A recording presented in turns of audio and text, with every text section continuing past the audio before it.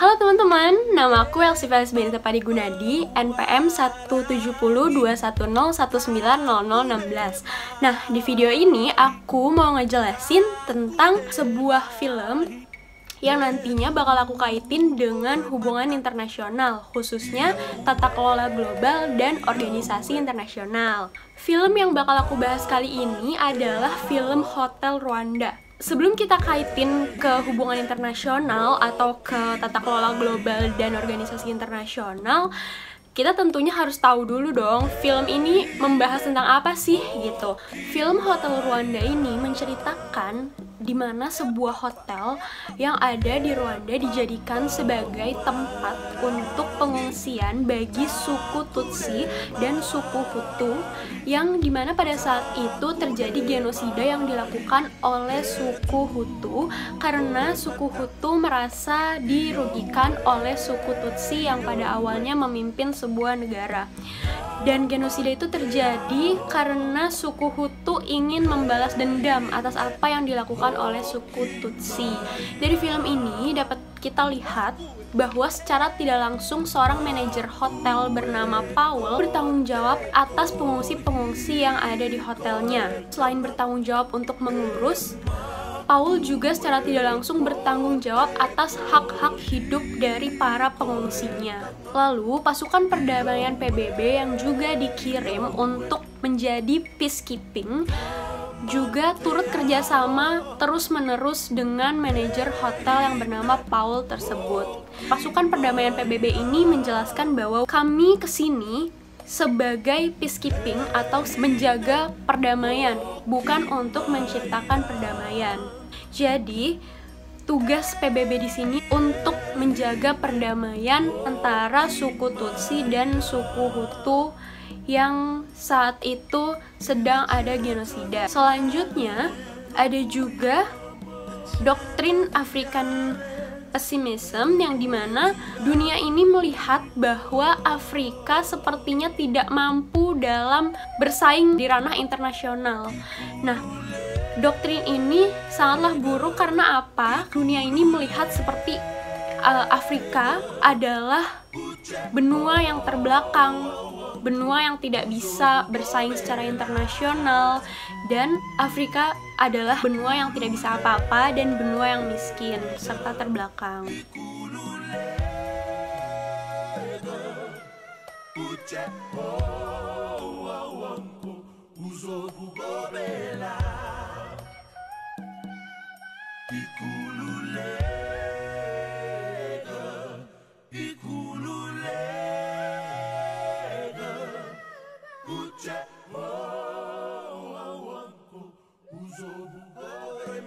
Selanjutnya, di dalam film ini juga disebutkan bahwa pemimpin pasukan perdamaian PBB mengatakan bahwa bantuan dari Eropa akan segera datang.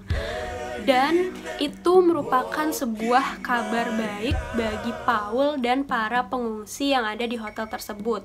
Namun, setelah bantuan dari Eropa datang, ternyata para militer Eropa ditugaskan untuk membawa kembali turis-turis nasional yang ada di Rwanda.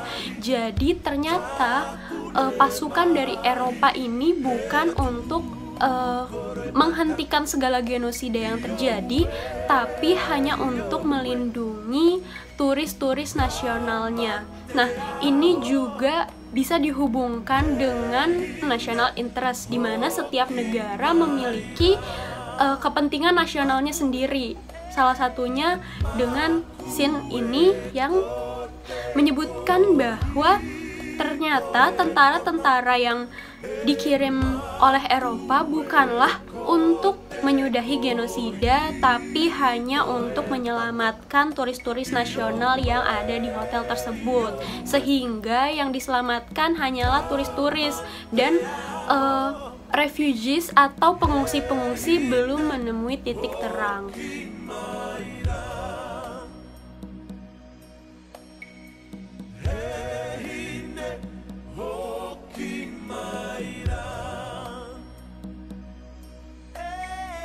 Selanjutnya, jika jika kita hubungkan dengan global governance atau tata kelola global, ada salah satu bagian dari tata kelola global yang bisa kita lihat dari film ini, yaitu hukum internasional.